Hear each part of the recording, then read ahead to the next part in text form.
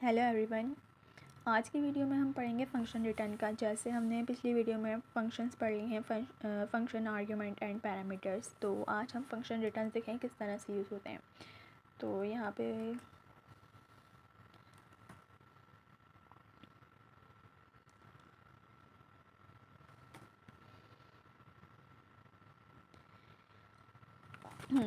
तो यहाँ पे एक फ़ंक्शन बना हुआ है।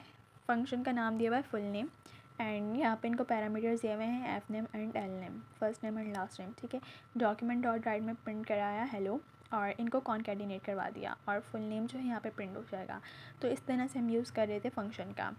अब जो है हम रिटर्न का यूज़ करेंगे। तो रिटर्न में क्या होगा, जहाँ डॉक्यूमेंट डॉट राइट लिखा है यहाँ पे मैं एक वेरिएबल बना दूँगी, वेरिएबल ए। ठीक है। और अब जो है ये वेरिएबल ए में स्टोर हो गया, हमारी ये चीज़ जो है ना हमारी एक वेरिएबल में स्टोर हो गई है। अब ये चीज़ स्टोर हो गई है। अब जो है मैं इसको यहाँ से रिटर्न कराऊँगी। ठीक है, रिटर्न ए। अब मैंने रिटर्न ए कराया, ये वेरिएबल में स्टोर हो गया। इसके बाद जब मैं यहाँ इसको रिटर्न ए कराऊंगी, ठीक है, वेरिएबल को रिटर्न कराऊंगी, तो ये चीज़ जो है मेरी फंक्शन के नेम में चली जाएगी। और जब ये फंक्शन के नेम में चली जाएगी तो वो यहाँ पे प्रिंट होगी। तो हम यहाँ पे भी इसको एक वेरिएबल में स्टोर करेंगे, वेरिएबल बी। ठीक। अब मैं इसको जब सेव करूँगी तो यहाँ पर कुछ नहीं आएगा, क्योंकि मैंने यहाँ पर इसको प्रिंट नहीं करवाया अभी तक। तो यहाँ पर हम लिखेंगे डॉक्यूमेंट डॉट राइट और इसमें जो है हम ये वाले वेरिएबल को स्टोर करा लेंगे। ठीक है, सेव किया तो यहाँ पे आ गया हेलो मोहम्मद बाबर। इसमें सिंपल ये होगा, हमने एक फ़ंक्शन बनाया, फ़ंक्शन नेम दिया और यहाँ पे हमने पैरामीटर्स दे दिए। ठीक है, ये पैरामीटर्स थे, ये हमारे आर्ग्यूमेंट्स थे। अब जो मैंने यहाँ पे एक वेरिएबल बनाया है, वेरिएबल का नाम रखा मैंने ए। ठीक है, एक वेरिएबल के अंदर मैंने इस चीज़ को स्टोर करा दिया और मैंने रिटर्न जो है इस वेरिएबल को रिटर्न किया। तो ये वेरिएबल जो है रिटर्न जब होगा तो ये जाएगा फंक्शन के नेम में, और ये फंक्शन के नेम में जाने के बाद मैंने इसको एक वेरिएबल बी में स्टोर करा दिया। फंक्शन का नेम जो है मैंने वेरिएबल बी में स्टोर करा दिया और फिर उसको प्रिंट करा दिया। तो इस तरह से हम रिटर्न वैल्यू का यूज़ करते हैं। इसके अलावा एक दो एग्जांपल्स और हैं, वो भी देख लेते हैं। जैसे कि यहाँ पे हम बनाते हैं मार्क्स ऑब्टेन। ठीक है, अब मैं यहाँ लिखती हूँ डॉक्यूमेंट डॉट राइट, और डॉक्यूमेंट डॉट राइट में लिखते हैं हम टोटल सब्जेक्ट्स जो होंगे 5 होंगे। ठीक है, लाइन ब्रेक करते हैं। और टोटल मार्क्स होंगे हमारे 500। ठीक है, बी आर सेव किया यहाँ से। तो यहाँ पे आ गया total subject 5 and total marks 500। ठीक है, हर सब्जेक्ट के जो है मार्क्स 100 रहेंगे। अब यहाँ पे मैं एक फ़ंक्शन बनाती हूँ, फंक्शन, और फंक्शन को मैं देती हूँ some marks.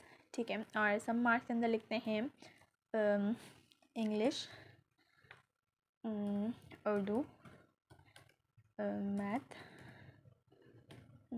Chemistry and physics. ठीक है, तो ये हमारे जो हैं 5 सब्जेक्ट हो गए।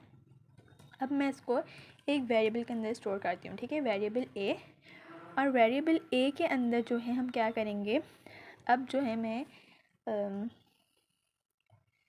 English plus Urdu plus math plus chemistry plus physics.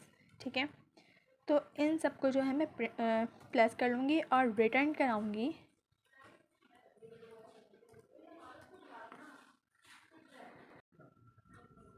ठीक है, और रिटर्न जो है मैं कराऊँगी ए। ठीक है, रिटर्न मैंने करा दिया ए। अब क्या करेंगे हम, अब ये रिटर्न हो गया यहाँ से। अब मैं एक वेरिएबल बी बनाती हूँ। ठीक है, और वेरिएबल बी के अंदर जो है मैं ये फंक्शन का नेम जो है स्टोर करती हूँ। ठीक है, मैंने फंक्शन का नेम दिया और अब इसके अंदर जो भी मेरे नंबर्स आए ना वो नंबर दे दूँगी। जैसे हर सब्जेक्ट में जो है हम 50-50 ले लेते हैं। सही है, ये 5 सब्जेक्ट में 50-50 नंबर आ गए और मैं इसको प्रिंट करा देती हूँ डॉक्यूमेंट डॉट राइट, और इसमें हम प्रिंट कराते हैं बी को। ठीक, सेव करते हैं।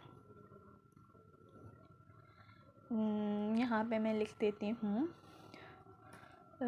मार्क्स ऑब्टेन्ड, ठीक है, और ये लगा के, ठीक है, प्लस करते हैं इसको यहाँ से भी प्लस एंड बी आर, ठीक है। ओहो,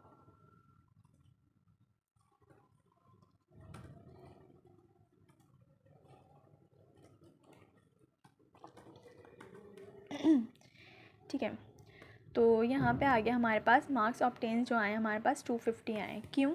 क्योंकि इंग्लिश में भी हमारे पास 50 मार्क्स आए, उर्दू में 50, मैथ में 50, केमिस्ट्री में 50 एंड फिजिक्स में 50। इसमें क्या हुआ, मैंने एक फंक्शन बनाया सब मार्क्स के नाम से, ठीक है, सब मार्क्स के नाम से। इसमें मैंने ये दे दिया कि ये सब्जेक्ट्स हैं, ठीक है, 5 सब्जेक्ट्स हैं मेरे पास, और इन 5 सब्जेक्ट्स से मैंने एक वेरिएबल बनाया और इन वेरिएबल के अंदर इन सबको स्टोर करा दिया, ठीक है, इन सबको कॉन्कैटिनेट करवा दिया और मैंने रिटर्न कर दिया ए, ठीक है। अब मैंने वेरिएबल बी बनाया और उसमें यहाँ पे वेरिएबल बी बनाया और इसमें जो है मैंने फंक्शन का नाम दे दिया, और जितने मेरे मार्क्स आए इंग्लिश में, उर्दू में, मैथ में, केमिस्ट्री में, फिजिक्स में, तो वो चीज़ हमने यहाँ लिख दी, ठीक है। और फिर हमने डॉक्यूमेंट डॉट राइट में बी को जो है स्टोर करा लिया, तो मेरे पास आ गए मार्क्स ऑब्टेन्ड 250, ठीक है।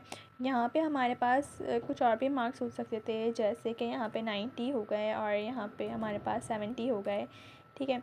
तो यहाँ पे जो है मार्क्स ऑब्टेन्ड में हमारे पास आ जाएगा 310, ठीक है। तो इस तरह से हम कोई भी ऐप, कोई भी चीज़ बना सकते हैं फंक्शन रिटर्न से। एक और चीज़ देखते हैं जिसमें हम बनाएंगे परसेंटेज, ठीक है, परसेंटेज निकाल के देखते हैं इन्हीं चीज़ की।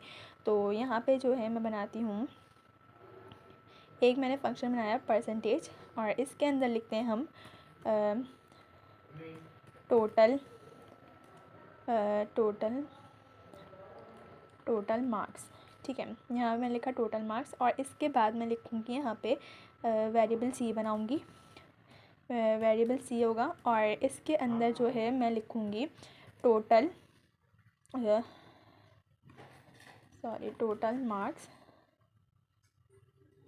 ठीक है। मैंने यहाँ लिखा टोटल मार्क्स और अब जो है मैं इसको डिवाइड कर दूँगी 500 से, डिवाइड कर दूँगी 500 से, डिवाइड करेंगे 500 से, ठीक है।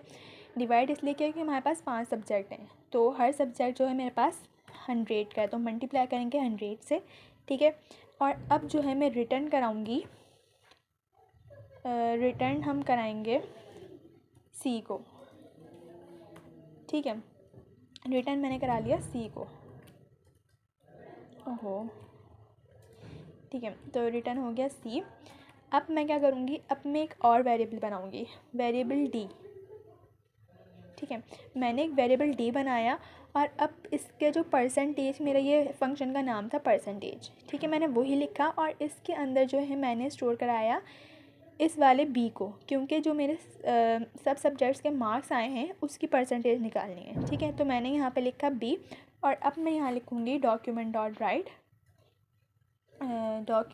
राइट और इसके अंदर हम लिखेंगे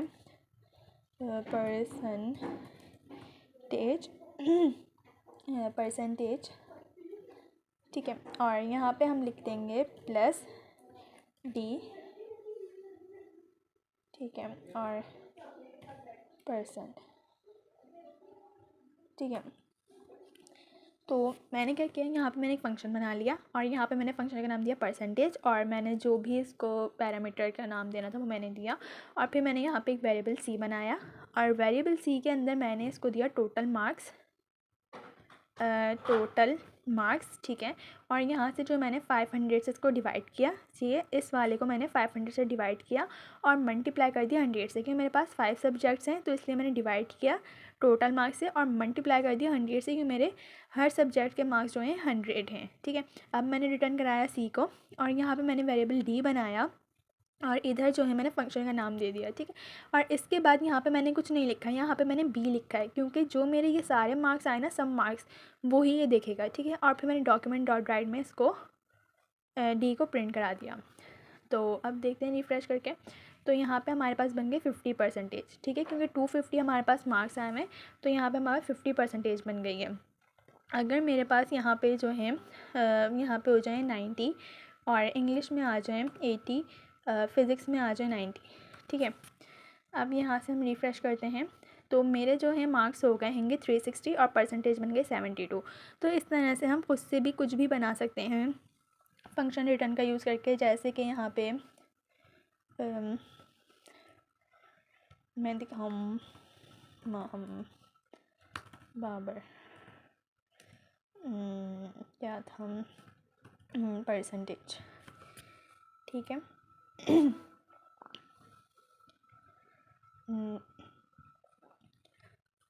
तो इस तरह से आप लोग HTML CSS यूज़ करके, और अब जो जावास्क्रिप्ट में हमने सीखा है तो उससे भी हम यूज़ कर सकते हैं। जैसे मैंने बनाया टोटल मार्क्स में हमारे पास कितने टोटल मार्क्स हैं, जैसे 500 टोटल मार्क्स हैं और जो हमारे मार्क्स आए वो आए हैं 380 मार्क्स आए हमारे।